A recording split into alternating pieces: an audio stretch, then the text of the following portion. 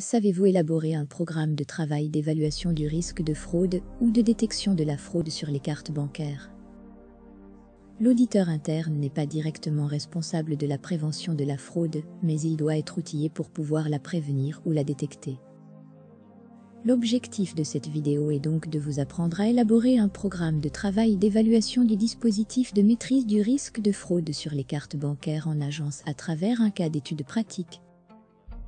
Laissez votre email en commentaire ou inscrivez-vous dans le lien en commentaire pour recevoir la vidéo de formation intégrale, de même que le programme de travail de contrôle de l'audit du dispositif de maîtrise du risque de fraude sur les cartes bancaires. Cette vidéo est la 4e d'une série de vidéos consacrées à l'audit de la fraude.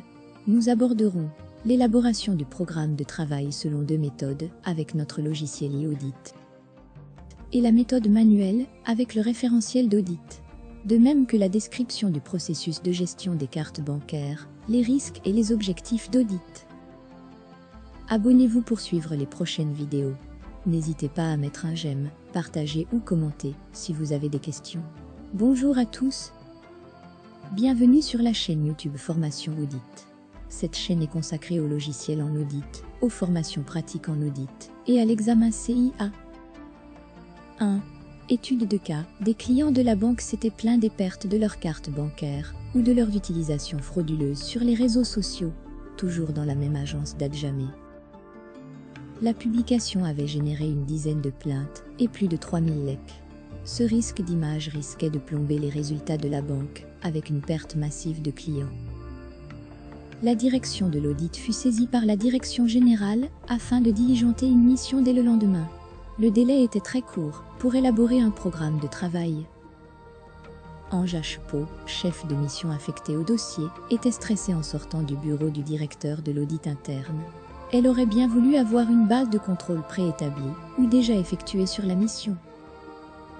La journée allait être longue et sans pause déjeuner.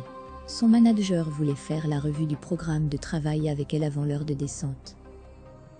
Cette vidéo est destinée à aider toute personne se trouvant dans la même situation, élaborer un programme de travail sur la fraude et avec un délai très court. 2. Problématique. Démarrons par la problématique. Pourquoi vous devez suivre attentivement cette vidéo? Cette vidéo vous permettra de détecter ou prévenir la fraude sur les cartes bancaires. Connaître la spécificité des programmes de travail sur la fraude. Élaborer rapidement un programme de travail pertinent sur la fraude relative aux cartes bancaires. 3. Programme de travail manuel. Méthode du référentiel d'audit. La méthode du référentiel d'audit consiste à décomposer la thématique de mission en sous-processus ou domaines à auditer. Ensuite à affecter une assertion d'audit à chaque sous-processus ou domaine. Enfin à élaborer un contrôle audit en fonction de l'assertion d'audit qui a été définie. Cette méthode comprend 7 étapes chronologiques, la thématique de mission, les objectifs d'audit, les risques, l'univers d'audit, les domaines audités, les assertions d'audit et les contrôles audit. La méthode du référentiel d'audit peut être longue ou techniquement difficile à mettre en place, raison pour laquelle nous présenterons ensuite l'approche logicielle avec la solution e-audit. Les référentiels d'audit sont déjà intégrés par cycle, objectifs d'audit et risques. Étape 1. La thématique de mission doit être formulée en fonction de l'événement déclencheur de la mission, des objectifs de la mission ou des risques à couvrir. La formulation de la thématique de mission influence ou oriente les contrôles à effectuer, suite aux plaintes de perte en agence, d'utilisation frauduleuse des cartes bancaires et de retard de livraison. Nous avons décidé d'auditer le dispositif de maîtrise du risque de fraude sur les cartes bancaires de l'agence. Étape 2. Définir les objectifs d'audit. Il s'agit de définir la situation théorique que nous souhaitons observer au niveau du dispositif de gestion des cartes, afin de nous assurer de la couverture des risques. Nos objectifs sont donc axés sur la sécurité des cartes et l'organisation de l'agence. Étape 3. Définir les risques. Il s'agit des risques survenus ou susceptibles de survenir au niveau du processus. Fraude interne, fraudes externes, utilisation frauduleuse des cartes bancaires, etc. Étape 4. Définir l'univers d'audit. Il s'agit de définir les processus, activités ou procédures impliquées dans notre mission. Notre audit sera axé sur la gestion des cartes bancaires en agence. Étape 5. Définir les domaines. Il s'agit de décomposer le processus audité en étapes chronologiques ou sous-processus. Pour cela, utilisez le manuel des procédures ou effectuez un entretien avec les opérationnels impliqués dans le processus.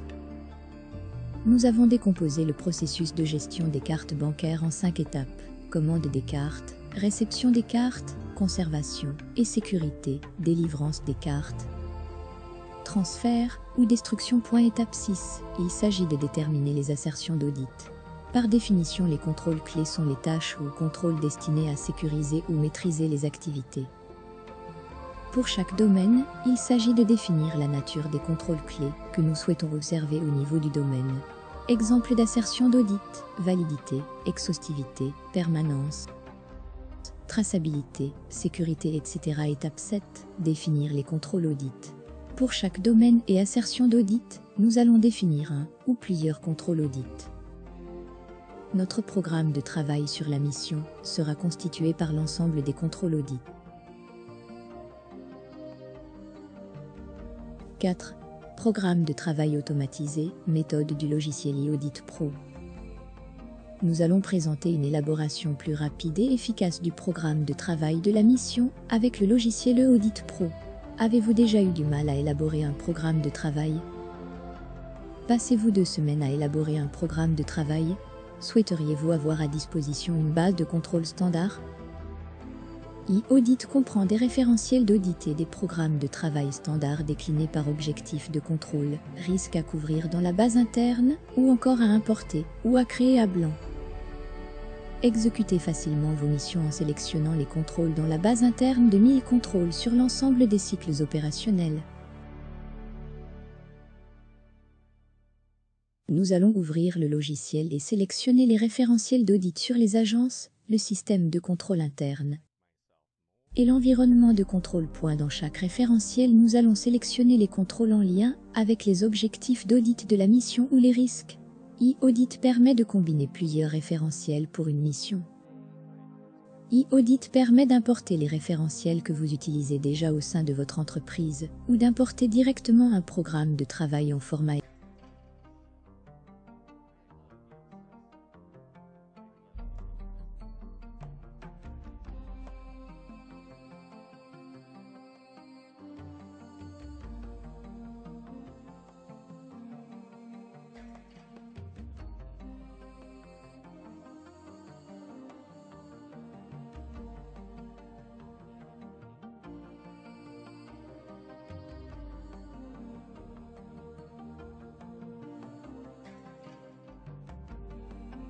En 5 minutes, nous avons élaboré le programme de travail avec la solution e-Audit.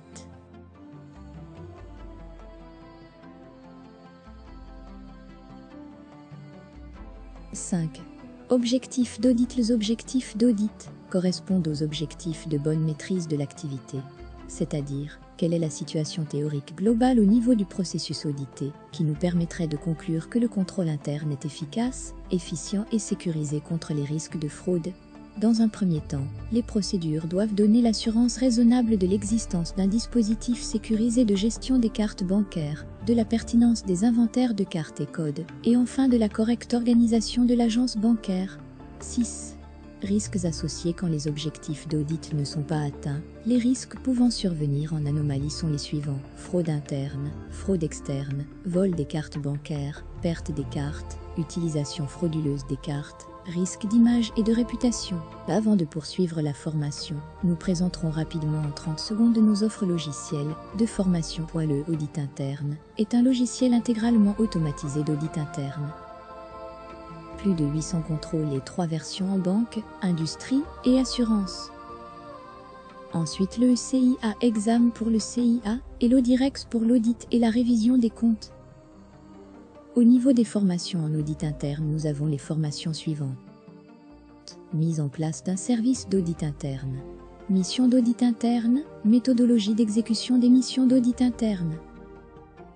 Audit interne, audit de la fraude, etc. Des formations banque et assurance sur les modules contrôle interne bancaire, audit interne bancaire, audit interne en assurance. Des formations en cartographie des risques, le logiciel automatisé d'audit en quelques secondes. Avec une base de plus de 800 contrôles, générez également automatiquement vos rapports d'audit ou de contrôle permanent sans rédaction manuelle.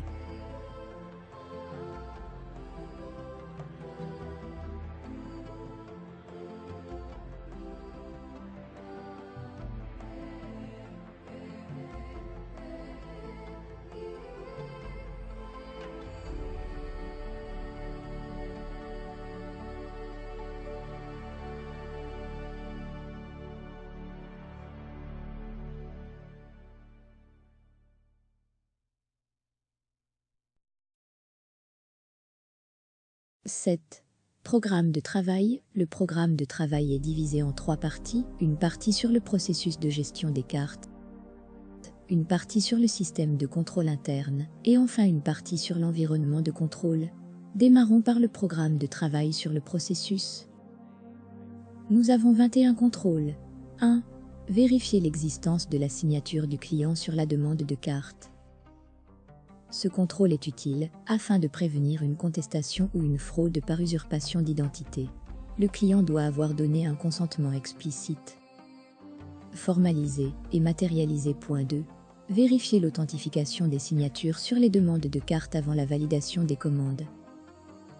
Ce contrôle est nécessaire afin de s'assurer qu'un contrôle de premier niveau est effectué et matérialisé au niveau de l'agence. La conformité de la signature du client doit être matérialisée par la position du cachet signature vérifié. Point 3. Vérifier l'existence, la formalisation de la demande et la conformité de la demande du client. Les demandes de carte doivent être formalisées en agence par des formulaires papier spécifiques. Point 4. Vérifier l'existence d'un rapprochement entre la liste des cartes commandées et celles livrées. Ce contrôle est destiné à garantir l'exhaustivité de la réception des cartes. Point 5. Vérifier que les réceptions de cartes sont enregistrées dans un registre papier déchargé. Les cartes reçues doivent être enregistrées dans un registre afin d'en garantir une meilleure traçabilité. Point 6. Vérifier l'existence d'une vérification du caractère scellé des cartes réceptionnées. Les cartes ne doivent pas avoir été déjà utilisées avant la délivrance au client. Point 7. Vérifier que les cartes sont enregistrées et les mouvements suivis dans un fichier Excel. Les mouvements des cartes doivent être suivis en termes de commande et livraison, délivrance ou destruction. Point 8. Vérifier la réception des cartes sous pli scellé et ouverture conjointe des plis de cartes et mêlés. La confidentialité des cartes ne doit pas avoir été altérée. Point 9. Vérifier que les cartes sont rangées dans des coffrets métalliques aux heures d'ouverture. Les cartes doivent être accessibles afin d'être délivrées rapidement, mais elles doivent rester sécurisées contre les vols ou une utilisation illicite par des protections physiques. Point 10. Vérifier que les cartes sont rangées dans le coffre-fort à la fermeture de l'agence. Les cartes doivent être accessibles afin d'être délivrées rapidement, mais elles doivent rester sécurisées contre les vols ou une utilisation illicite par des protections physiques. Point 11. Vérifier l'existence d'un inventaire des cartes et codes. Un inventaire demeure la meilleure protection afin d'identifier rapidement des fraudes.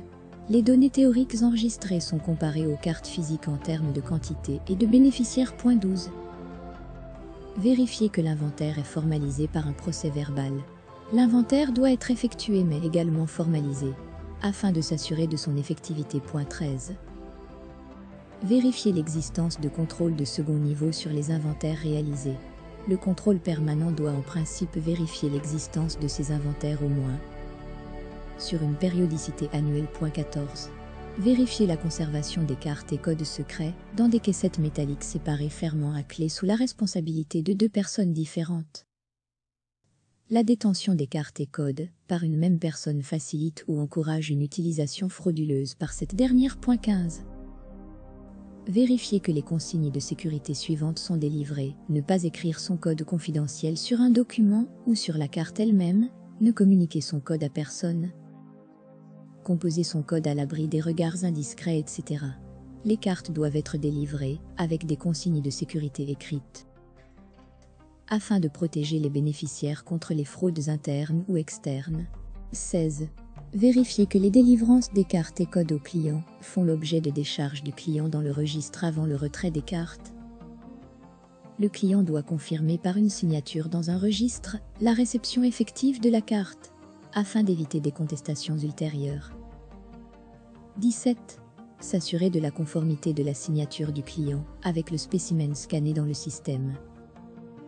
La signature du client à la délivrance de la carte doit être conforme à celle du système et lors de la passation de la commande. 18.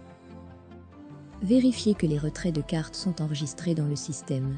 Les cartes mises en circulation doivent être enregistrées dans le système. 19. Vérifier la destruction des cartes non retirées après un délai de 6 mois, afin de prévenir toute utilisation frauduleuse. La non-information, le manque de temps ou l'omission ont pu empêcher le client de retirer sa carte. La destruction s'avère donc nécessaire. 20. Vérifier que les procès-verbaux de destruction sont datés et signés par 2 agents distincts. Nous devons obtenir l'assurance raisonnable de la destruction effective des cartes. La destruction doit être formalisée par un procès-verbal signé au moins par 2 personnes. 21. Vérifier que la carte a bien été détruite dans le système. La carte doit être également annulée dans le système d'information. Les contrôles sur le système de contrôle interne sont au nombre de 4. Un bon système de contrôle interne passe par l'existence des piliers de base du système de contrôle. Il est donc important de mettre en place les contrôles suivants. 22. Vérifier l'existence d'un manuel de procédure sur la gestion des cartes bancaires en agence. 23. Vérifier l'existence de fiches de poste pour le personnel de l'agence. 24. Vérifier l'existence d'une correcte de tâches entre les fonctions de validation, détention, conservation des valeurs et contrôle. 25.